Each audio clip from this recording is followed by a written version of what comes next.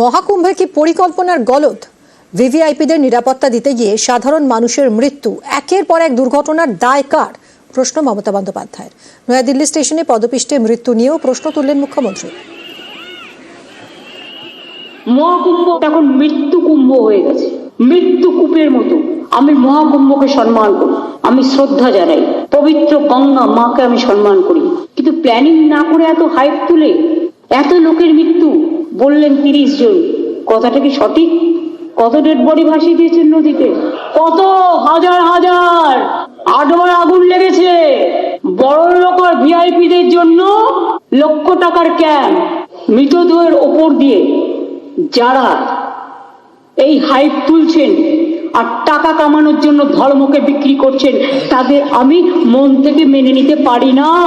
একটা বড় অনুষ্ঠানের স্ট্যাম্পেড হতেই পারে, কিন্তু তার জন্য প্ল্যানিং করতে হবে। মহাকুম্ভ শুরু হওয়ার দিন পর্যন্ত কোনো প্ল্যানিং হয়নি, ফ্রিতে ট্রেন দিচ্ছেন। আপনি আগে দেখুন আপনার ক্যাপাসিটি আছে কিনা। রেলের স্ট্যাম্পেডেও তো অনেক মানুষ মারা গেছে।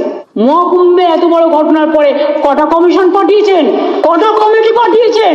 এমনকি আমার রাজ্যে যারা ফিরে এসছেন একটা ডেথ সার্টিফিকেটও দেননি, পোস্টমর্টেমও করেননি। কাজ জানতে হয়, কাজ শিখতে হয়।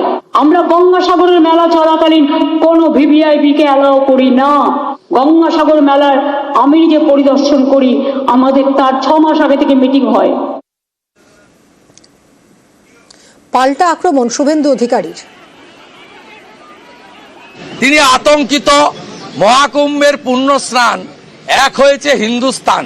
কুম্ভের গোটা পৃথিবীর সনাতনীদের পবিত্র সঙ্গমে পুণ্য স্নান, এবং তাকে কেন্দ্র করে যে গোটা পৃথিবীর হিন্দুরা অনেক দিন পরে ঐক্যবদ্ধ হয়েছে, স্রোতের মতো গেছেন হিন্দুরা। এবং তৃণমূলের অনেক পরিচিত সাংসদ, প্রাক্তন রাজ্যসভা সাংসদ, তারাও ডুব দেওয়ার ছবি ছেড়েছেন, বাধ্য হয়েছেন ছাড়তে। তাই মুখ্যমন্ত্রী আজকে ভয় পাচ্ছেন কুম্ভকে দেখে। রাজনৈতিক লড়াই চললেও চিকিৎসকরা বলছেন প্রয়াগরাজে গঙ্গার জলে মিলেছে ব্যাকটেরিয়া। কেন্দ্রীয় দূষণ নিয়ন্ত্রণ পর্ষদের রিপোর্টে উল্লেখ, ডুব দেওয়া পুণ্যার্থীদের একাংশের শরীর খারাপ, অনেকেরই পেট খারাপ বা জ্বর হচ্ছে। তবে কুম্ভে যাওয়া পুণ্যার্থীদের তুলনায় তা নগণ্য, দাবি নয়াদিল্লির বেসরকারি হাসপাতালের চিকিৎসকের। গঙ্গার জল না খেতে পরামর্শ চিকিৎসকের। Definitely seeing people with medical problems who are coming back from Kumbh, but obviously in a place which has so many people and people are dipping in the water, they're taking dips in the water, I would expect that they would happen. These type of bacteria like the coliforms and all that are common and can become rampant over there. People are definitely coming with something like what we call as gastroenteritis, where they're having loose motions, vomitings and all that. They're having fever of unspecific or unspecified origin. Most probably there are viral fevers which are happening. Quite a few people are suffering from respiratory tract infections. Other things which we are seeing is a lot of skin rashes on the body, which is again a dermatological problem which can happen when the water is not too clean. কুম্ভে দূষণ নিয়ে সরব Mamata Bandyopadhyay. VVIP ও সাধারণের স্নানের জায়গা আলাদা কেন? প্রশ্ন মুখ্যমন্ত্রী।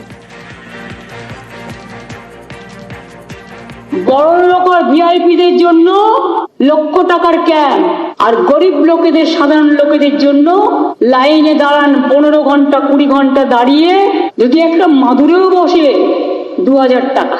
তারা যে জায়গাটা গিয়ে স্নান করবে সেটা আলাদা, ভিআইপিদের স্নানের জায়গাটা আলাদা। আর সেই জলটা আপনারা দূষিত করেছেন, বিষাক্ত করেছেন মহাকুম্ভের পবিত্র জায়গাটা।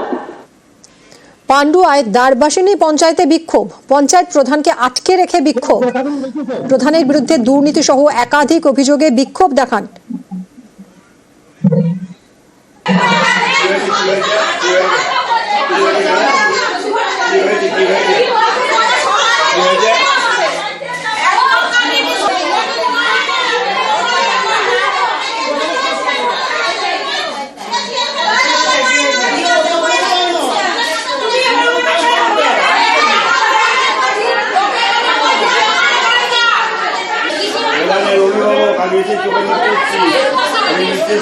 বলছি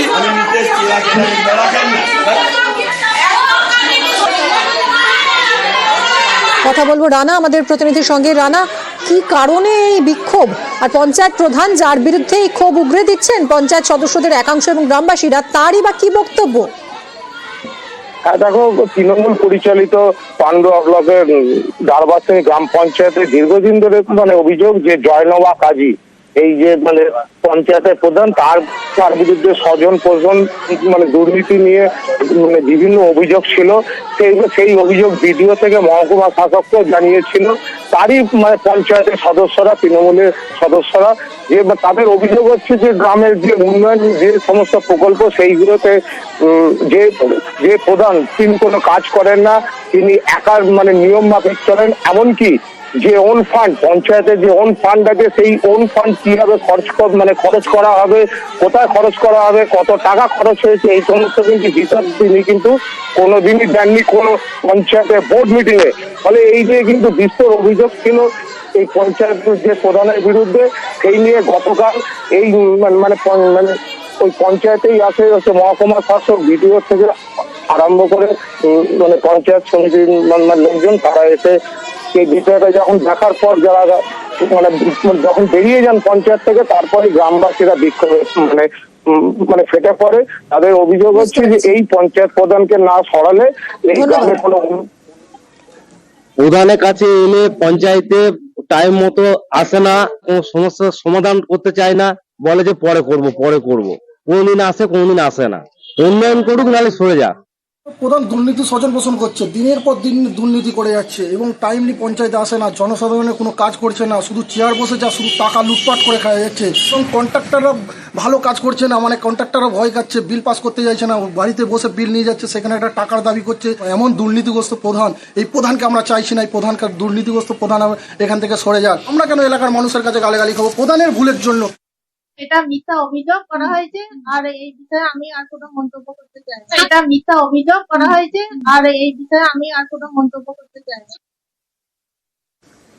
ঘাটাল মাস্টার প্ল্যানে জমি নিয়ে জটিলতা, সমস্যা মেটাতে তৈরি হয়েছে কমিটি। মাস্টার প্ল্যানের ফলে কি কি সুবিধা হবে তা বোঝাতে ছাপানো হয়েছে লিফলেট। সেই লিফলেট নিয়ে বাড়ি বাড়ি যাবেন কমিটির সদস্যরা, অনিচ্ছুক জমিদাতাদের বোঝাবেন ঘাটাল মাস্টার প্ল্যানের গুরুত্ব। বৃষ্টি হলেই ভেসে যায়, রাস্তায় নামে নৌকা। পশ্চিম মেদিনীপুরের ঘাটালে এটা চেনা ছবি। এই হাল বদলাতে ঘাটাল মাস্টার প্ল্যানের দাবিও বহুদিনের। কেন্দ্র মাস্টার প্ল্যানের টাকা দেয়নি, রাজ্য সরকারের উদ্যোগে ঘাটাল মাস্টার প্ল্যানের কাজ শুরু হয়েছে। প্রায় 2000 কোটি টাকার এই প্রকল্পে জমি নিয়ে তৈরি হয়েছে জটিলতা, কারণ স্থানীয়দের একাংশ জমি দিতে নারাজ। এই জট কাটাতে তৈরি করা হয়েছে কমিটি।